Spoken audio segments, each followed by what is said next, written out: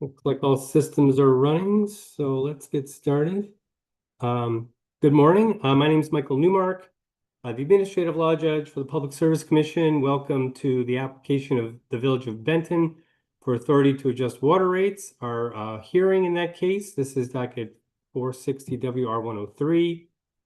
And we're here to create the record in the case. And the record is the documents that we verify and identify today under oath, as well as comments we received from the utility commission staff and members of the public. So we've noticed this hearing on Zoom, and we do have, it looks like, several attendees from the utility commission staff and members of the public. We're also, so we're accepting comments here today live. We're also, we'll be able to accept written public comments up until Wednesday, September 17th. Those can be filed through the commission's website or by U.S. mail. They need to be in hand at the commission by the September 17th deadline. There are no comments in file so far, but like I said, you have until the 17th to file those.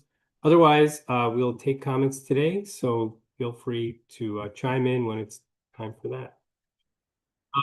So what we do with the record is we provide it to the decision maker in the case. And in this case, it's Andy Galvin, the administrator for the water utility regulation and analysis. So Administrator Gavin will read the record and make a decision, and then a written order will be issued based on that decision. It'll be emailed to the utility and posted on the commission's website in what we call our ERF system, electronic records filing system. And actually the notice can give you sort of a jump into that website here where you would find the documents to the case. So I'm just displaying that on the screen share so you can see that. And if you want to refer back to the video on our YouTube channel, you can catch that. But it's on our notice of hearings. This link would take you to our list of documents in the case. So when the order is issued, it'll be posted on that site. All right. So just letting some more people in.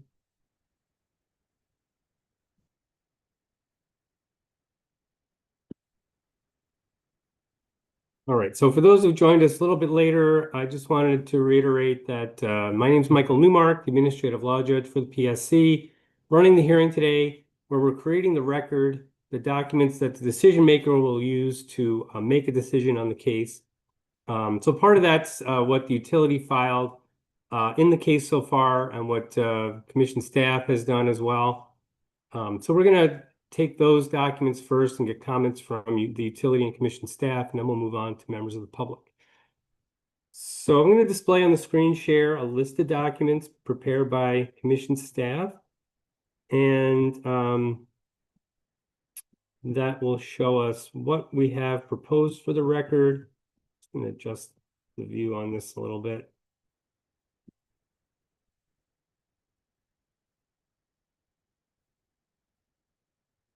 And picky. Okay, there we go. So as far as utility exhibits, we have 23 in all.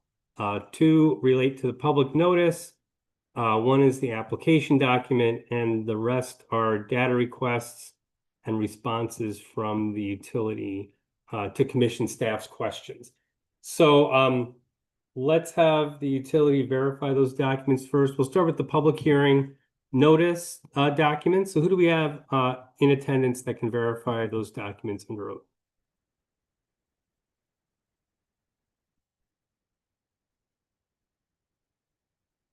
I can verify those. Sonia Silvers, Village Clerk Treasurer. Okay, Sonia, I see you there. Great, great. Okay, excellent. So there's a lot of people on here. I'm just gonna spotlight you so we can bring you up to the front here. Okay, there we go. So let me, so first of all, you're muted. I see. Okay, there we go. You're unmuted. Excellent. So I'm going to swear you in first. So raise your right hand. Do you swear or affirm to tell the truth, the whole truth, nothing but the truth? I do. State your name for the record, please. Sonia Silvers. Okay, and you are the clerk treasurer for Benton? Yes. Okay, great. So public hearing on notice documents. Oh, first of all, let me ask if you can see the screen share. Yes. And the public notice documents are listed as the first two on the list. Are you familiar with those? Yes, Are they complete and correct to the best of your knowledge? yes. Okay, and do you want to verify the rest of the documents, or do you want to pass that on to Travis, your consultant? We'll pass that on to Travis. Okay, so before I let you go, then, do you have any other comments you'd like to make? No. No? All right. So then we'll take Travis next. Let me just remove your spotlight and see you there, Travis.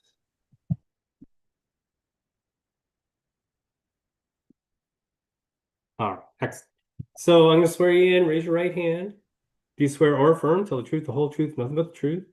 I do. All right. Can you see? Oh, and give us your name and title, please. Travis Signer, consultant, Johnson Block and Company. Okay. Now, I just wondered, can you hear me okay, or are you having issues hearing? Because No, I can. okay. Just I was just curious. All right, great. So, for the remaining documents at the utility file, do you have them numbered 3 through 23? Are you familiar with those? Yes, I am. Okay. And are they complete and correct to the best of your knowledge? Yes, they are. Okay. Do you have any comments you'd like to make? I do not. Okay. All right. So, we'll move on to commission staff. We'll start with revenue requirements. So Amanda Slatter. There we go.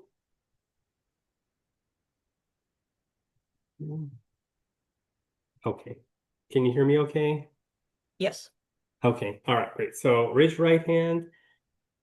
Do you swear or affirm, tell the truth, the whole truth, and nothing but the truth? Yes. All right. So Amanda Slater, commission staff, the revenue requirement exhibit, are you familiar with that? Yes. And is it complete and correct to the best of your knowledge? Yes, it is. Any comments? Not at this time. Okay.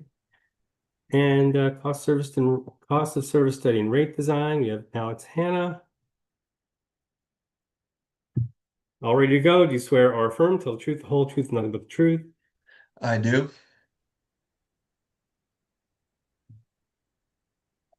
Okay.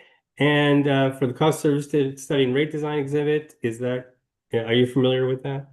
Yes, I am. Is it complete and correct to the best of your knowledge? Yes, it is. And do you have any comments? I have no comments at this time. Thanks.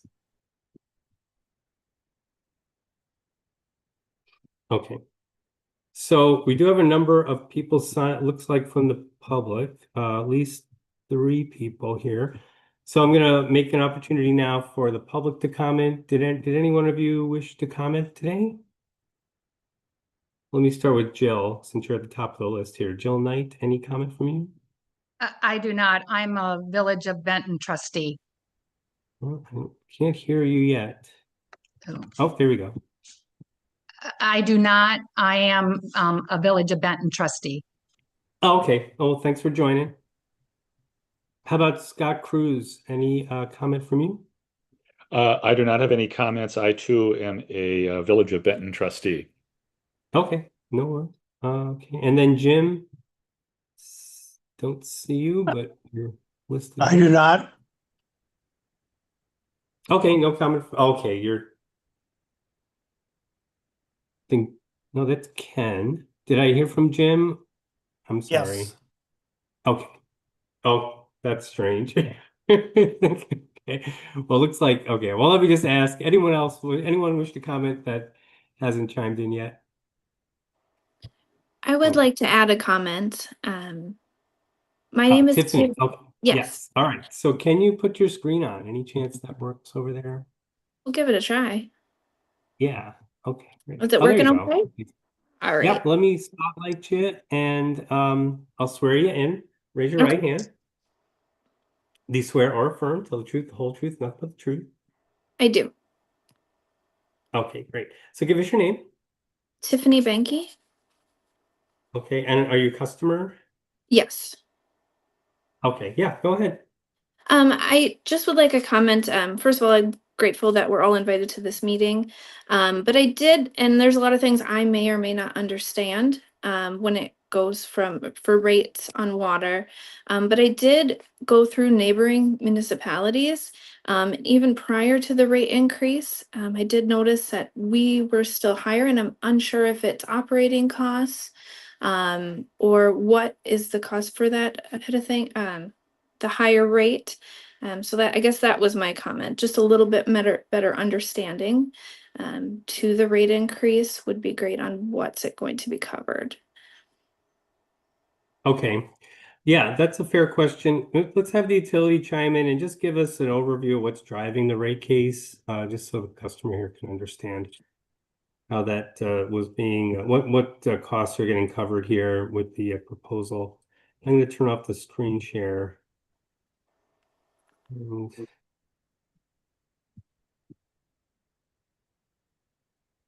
so who would like to just explain that briefly for us?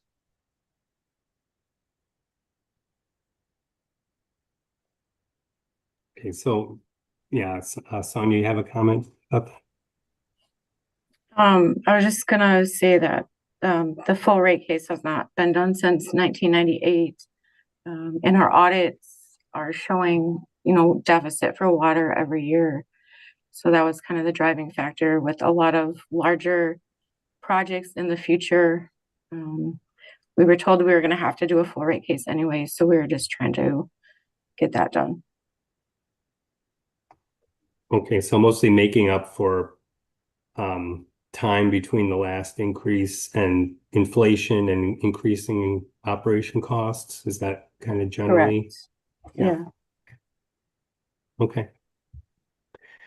All right. Well, thanks. I think that's helpful just so people can get a basic understanding there. And then, the filings do show in detail what's in the increase and how staff has been vetting that that request. But so feel free to dive into that. But I think it is true the longer community goes without increasing rates, the higher you may see a higher jump in with that next case that comes forward that gets before you. So more frequent increases would more frequent rate cases where if you're in adjusting and making adjustments for increased costs would lower the chance of a big jump in rates, but it also means that rates continue to rise over time instead of sort of staying back in the lower rates in the past. So communities have to make that decision, but ultimately the commission's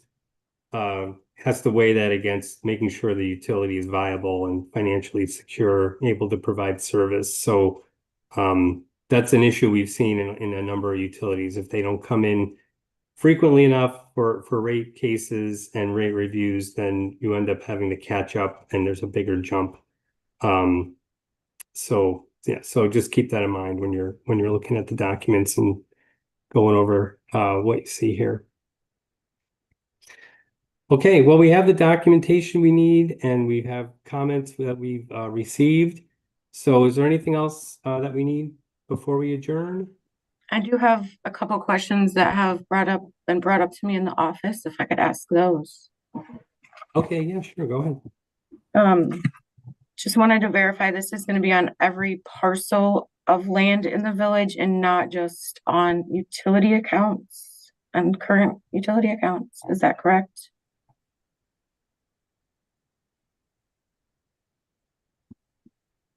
I don't know if staff understands that. I guess I probably need more. Sonia, you're asking about the public fire protection? Yes, the public fire protection, sorry. I believe what you said is correct. I'll defer to Alex. Yeah, the Benton water utility is moving to the ability to charge non-general service customers for public fire protection. So as long as that vacant lot or property falls in the definition that's on Schedule F1, it would be subject to that monthly fee. And then every water meter also gets the fee based on the size of the actual meter itself. Do you know what that definition is?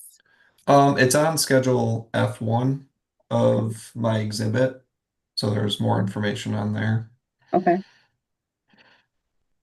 But isn't it true that if the owner of that lot has a water meter at a separate lot, he is not charged for this vacant lot under the state guidelines for that?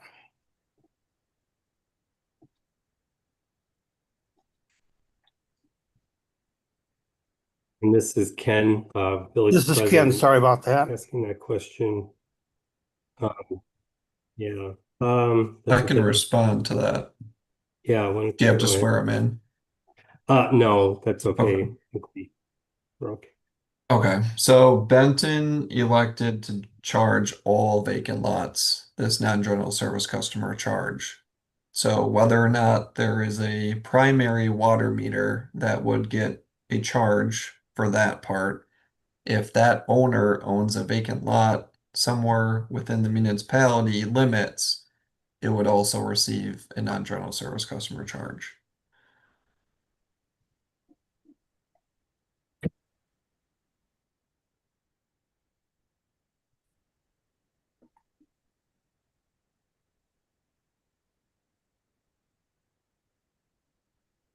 Okay.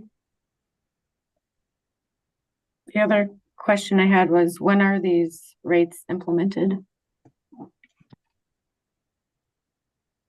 You want to address that, Alex? Yep. So if this rate case is approved by the decision maker, the utility would receive a final decision sent to them. There'll be instructions on that final decision. The utility would have 1 to 90 days to implement the new rates. And then are there any properties that would be exempt from this, like schools, churches, cemetery? And then does the village of Benton also pay this public fire protection? The taxing authority for the non-general service customers does not matter. Following this hearing, I can send a FAQ that we send to utilities, especially for newer utilities that are beginning to charge non-general service customers. That might be helpful, and I can obviously help the utility as well with further questions on that. Thank you. I think All that's all I got for now. Okay. All right, so we're all set. Let's so unless we have anything else, we can adjourn the hearing and we'll provide the record to Andy Galvin for a decision. So with that, we're adjourned. Take care, everyone, and thanks for coming.